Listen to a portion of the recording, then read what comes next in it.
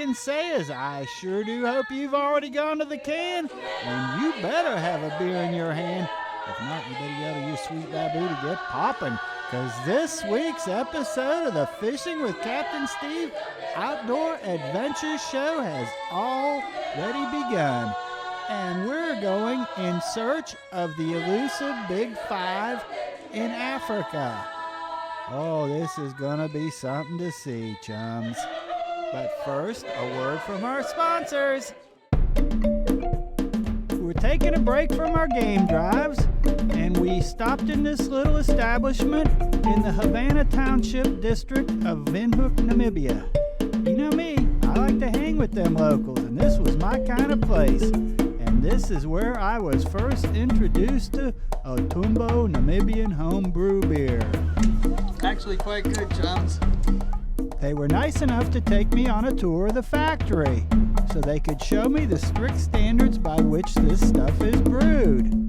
Y'all do notice the sweet baboo isn't drinking any. But anyways, welcome Otumbo Homebrewed Namibian Beer as a sponsor of the Fishing with Captain Steve Outdoor Adventure Show.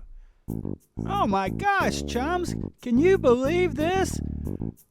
The Captain Steve Outdoor Adventure Show had to fly 8,000 miles to South Africa, where we're coming to you from Sabi Sands Private Game Reserve. We're staying at Nkora Bush Lodge. It is pretty neat. You're not allowed to go out after dark unless you yell for one of the guides to come get you with the gun in case a leopard's gonna eat you. And they do have flower petals on top of the toilet paper. I don't know why women like that. Sounds like Fifi to me, but they've got it if you want it. So just wipe those flower petals off your butt, sweet baboo, and let's go for a game drive.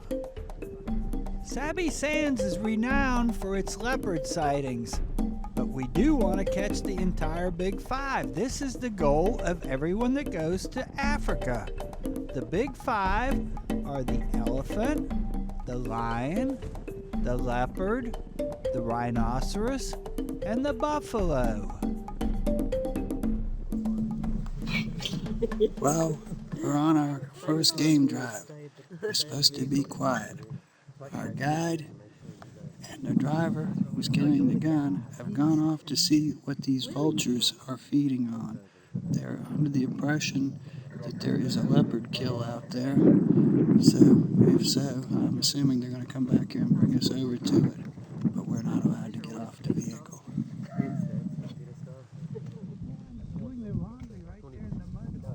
This is our tracker and our driver and guide. He's the game ranger. No, there's nothing there. If they walk something. Well, that was disappointing. So down the road we go. Coming right up on him.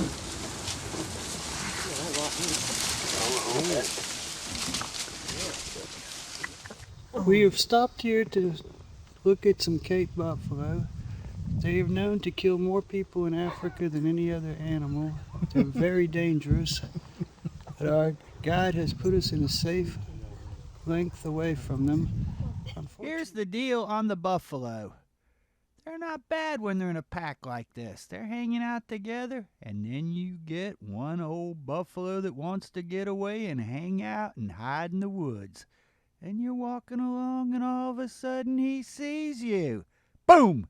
You're dead. They bang you with that head. You notice this one's got a broken horn already. Now, chums, not all the grazers you're going to see out here at Sabi Sands are mean and going to butt you. You've got cute little ones like this. Some have horns. Some have little white circles on their butt. Sometimes you catch one taking a poop. Oh, that wasn't me. Some have cute little faces. And some have really nice skin coats. Some hang with their family.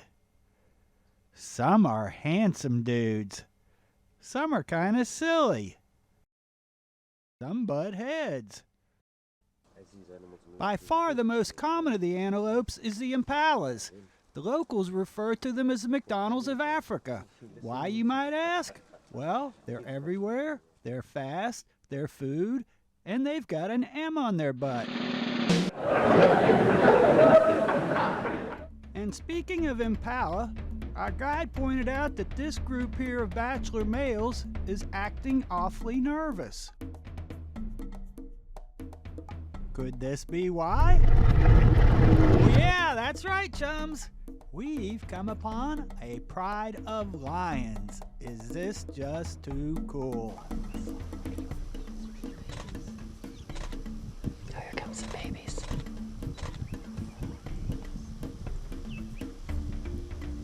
Oh my gosh.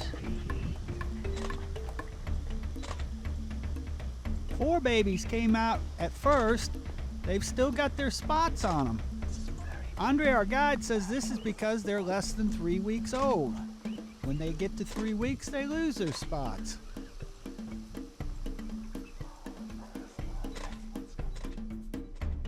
Now, I don't know if this sibling is the smart one or if he's just a chicken, but he came in last to join the group for a nice sip of water. At first, I don't think they knew we were there. They calmly sat there drinking their water, but then suddenly, oh yeah, they know we're here. And these are good mamas, 'cause watch this. Either this mama kept an eye on us, or the other mama kept an eye on us. Was that too cute? And off into the bush they went. They do have rules that you have to follow when you're in the jungle mobile. You aren't allowed to stand up for any reason whatsoever, or they'll take you back to the lodge. And you aren't allowed to get out of that vehicle unless you're Captain Steve. Rhino post, and that's where the dominant male comes here very often and he rubs his horn against a piece of log here, right, to sharpen it. Also just up ahead is a rhino midden. That's where the dominant bull comes here very often and he marks his territory, right. He will tolerate other bulls in the area as long as they're not interested in the females, otherwise he will chase them off. This thing was this tall just last year. This is how quick they rub it down. Now this is the rhino midden that Andre was just talking about. A male rhino will come and poop in the same spot all the time, and then he stirs it up so the smell's everywhere so other males will know that this is his territory. These are 2 white rhino that we were blessed to have seen, because poaching has gotten so bad in Africa now. You'd be very lucky to see them, and pretty soon you're probably only going to see them in the zoo. It really stinks. We never did see a black rhino.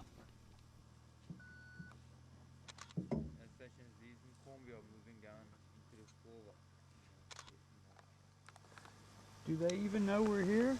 Yeah, they can't see very well, but they can smell and hear very good, so they know we're here. And it doesn't bother them? No, they see vehicles every day, so pretty used to them. Yeah, as you guys have been listening, I've been updating the whole time. They've been moving west along the southern side of the drainage line for about the last 45 minutes. Now you notice all that talking on the radio. That's the different guides giving away what animals are hiding where. This makes finding animals a lot easier when they cooperate like this. They do speak in Afrikaans, so you don't know what they're saying in case they're saying, oh, there's a lion over here, and you get there and the lion isn't there, and then you're really upset, so they keep it a secret until you see it. Pretty good idea if you ask me. Quite clever, eh? Got the sort of I guess somebody just said there's some elephants over here, because look at this that he's brought us to. That's close enough. How beautiful.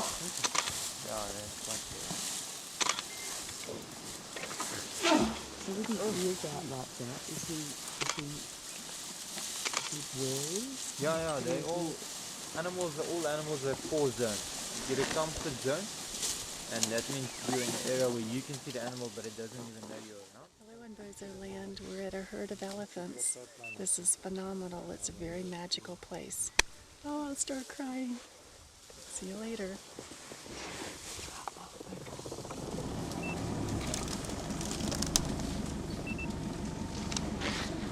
Bless you.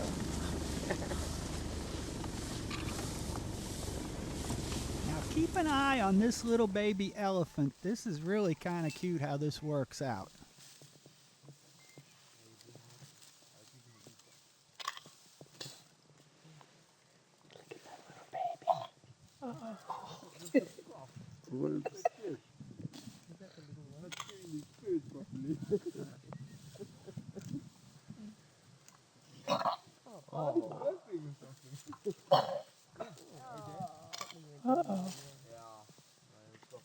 Anybody know the Heimlich?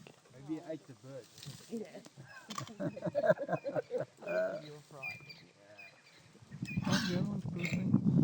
Now watch this, chums, and tell me elephants aren't smart. That mama elephant isn't happy with us laughing at her baby, so watch what she does. She's hiding them. Is that just too cute?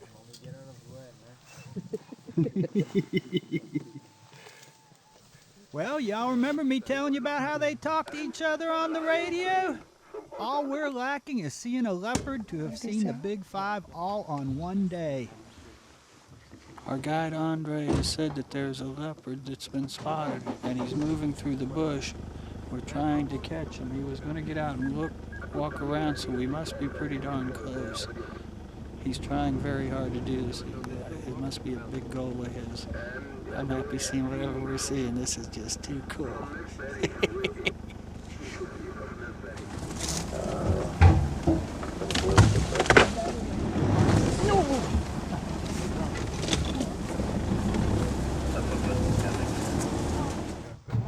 This is wild. We're off-roading, aren't we? I think he's could be qualified as off-roading.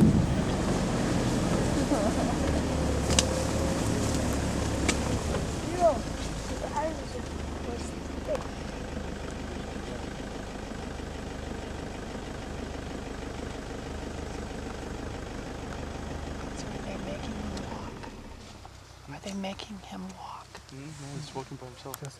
They're just following.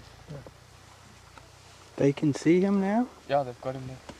They're just following him. Beautiful, beautiful, beautiful cat. Yes, maybe 7 feet away from us.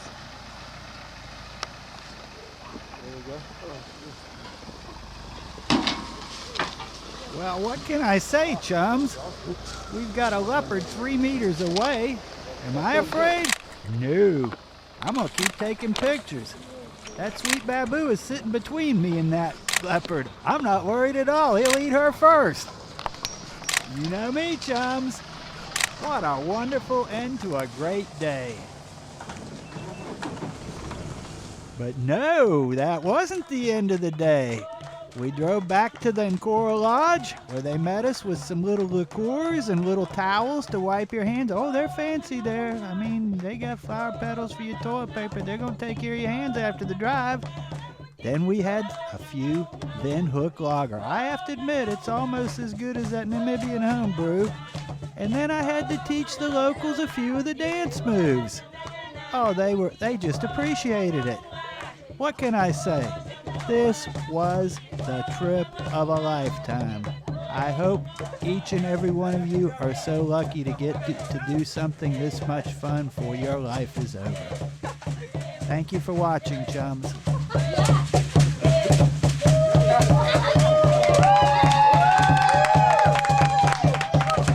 And be sure to tune in to the next episode of the Fishing with Captain Steve Outdoor Adventure Show.